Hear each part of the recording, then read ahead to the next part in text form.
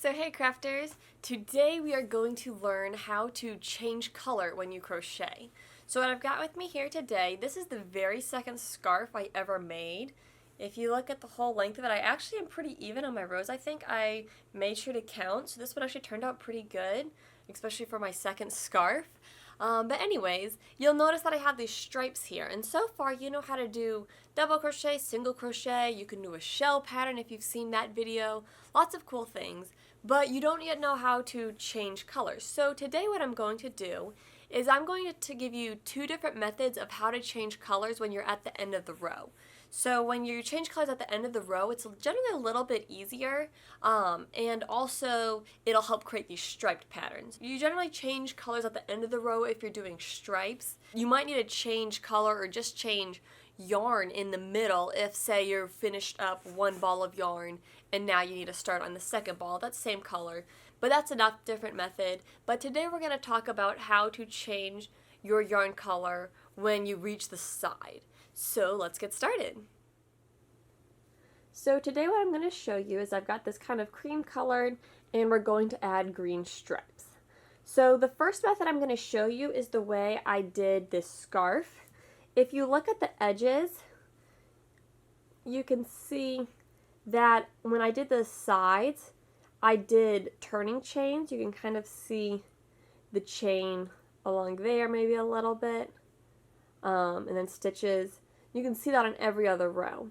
So this first method, it uses a chain because it helps create a more consistent look. So that way if you are going multiple rows like here, these are going to have chains as the first stitch. So it'd be strange if we do the method without the turning chain on this row. So that's why an example of why you might want to use this method. So there's two general ways to start. The basic idea is you want to start a chain in this section right here. But the question is, how do you actually do that? My favorite method is to first, if this is my last stitch here, take the hook out and undo that last loop. So now what you're going to have is you're going to have two loops here. And this applies with other stitches. I'm using double crochet right now, but the same general concept applies. You just do a different amount for your turning chain and you just pull out the last completed stitch. So we're going to set this off to the side. So we're going to make a slip knot with our contrasting color, and I'll explain why it helps to make a slip knot in just a moment. So we're going to put this onto our hook and we're going to gently slide it so it's about the same size. You don't want to pull it super tight, but we want it to be about the same size as one of these loops here are. So you can kind of play around with it a little bit. And the idea is we're going to finish this stitch finish this double crochet stitch by pulling this chain, this slip knot through. So let me show you that again. Normally if I were finishing this double crochet, I would yarn over, pull through two, but instead of yarning over and pulling through with the same yarn, I'm going to grab the slip knot on my hook and I'm going to pull the slip knot through.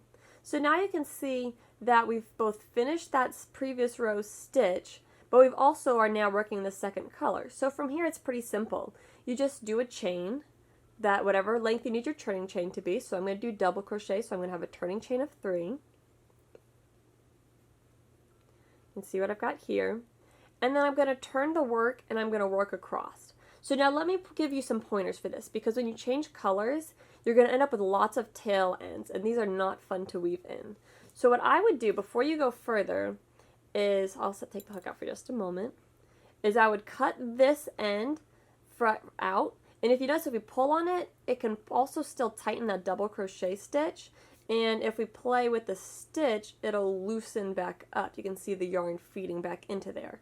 So what we're going to do is we're going to cut it and leave a short tail, and then what I like to do, this is why I do the slip knot for the green, because then it kind of makes this already fastened, and so then we just really have to fasten this end. So I just take the two and tie a simple knot between the two tail ends. And then if you're feeling really ambitious and want to get those tails out of the way as much as possible, when you work across, instead of just working in the next stitch, what you can use, you can take these tails and lay them across the top and work around them like this. So those are laying on top there. And then I'll complete the stitch like normal. And so you can see it's a little interesting looking there if you tried this method. But you can kind of cover the tails by just working across them. Or if you don't want to finish a row and work across the tails, you can always just take the tails and weave them in like normal. So this is how we add it, how we do a color change with a chain. But now you might be wondering, what do you do if you get to the end of your row and you realize, and you go up, it's time to change color, and you snip your yarn that you're working with and finish off a stitch, and then after you finish it off realize, uh-oh, now I don't have any way to do the slip knot method. How can you still do the chain?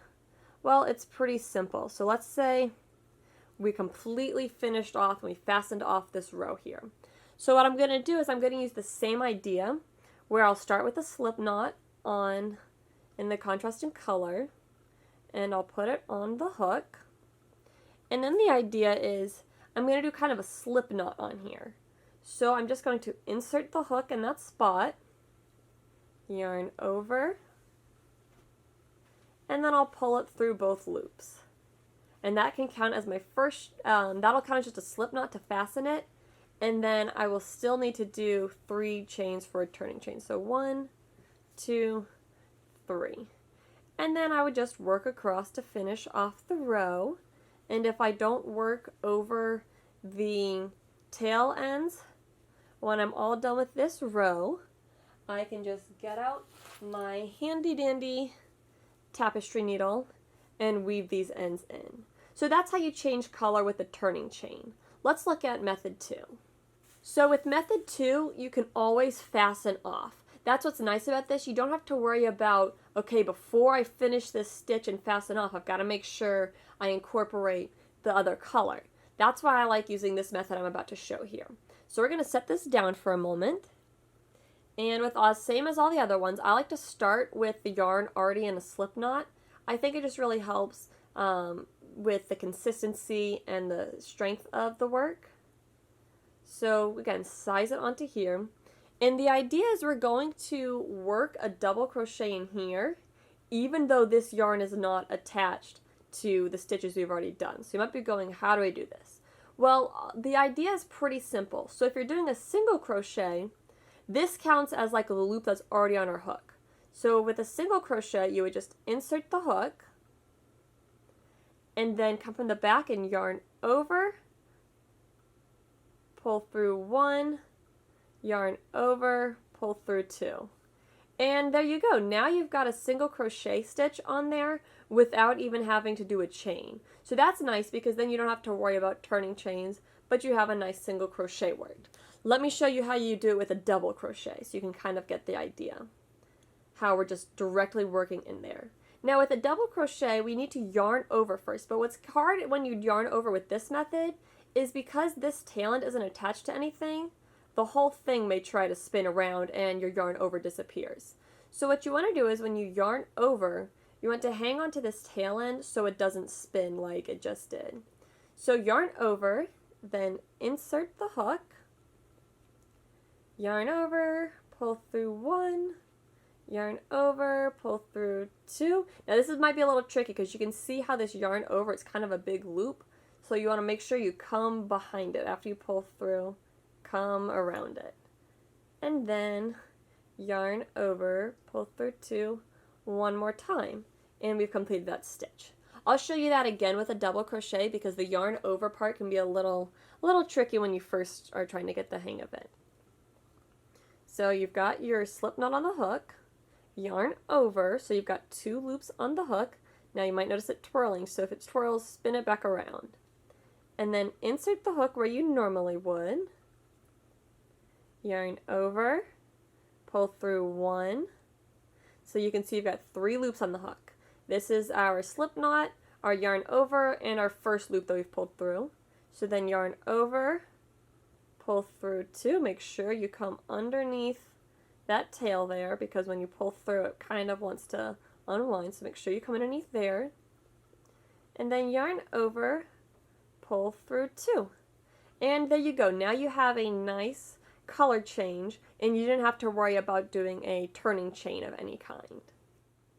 So hey, I hope this video helps you, and I want to hear below, comment below and tell me what you are going to be using this method for, what you are making that is going to have 2 colors in it. And also, if this video was helpful, give it a subscribe and a like, and hopefully soon I'll get another video out explaining how to change color in the middle of a row. So until next time, happy crafting and best of luck. Bye.